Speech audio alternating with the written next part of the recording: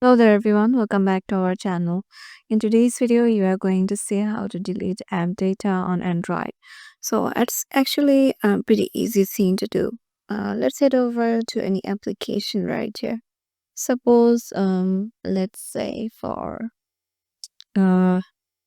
Shazam, I want to, or this pop-up pizzeria, I want to delete its app data.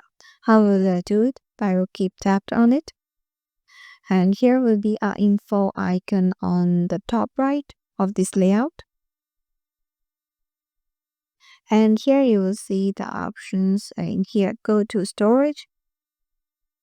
And here, go to data. And here, if you don't need to go to data, there will be an option of clear data in the bottom left or right corner according to your Android. And then just tap on clear data. And here, as you can see, all of these applications data will be deleted permanently. This includes files, settings, accounts, databases, etc. Tap on delete. As you can see, the app data and the cache memory is deleted. So this is how you can just delete app data on Android for any sort of apps. So yeah, this is the thing we needed to share with you. Hope this video will help you out, and we'll see you in the next video.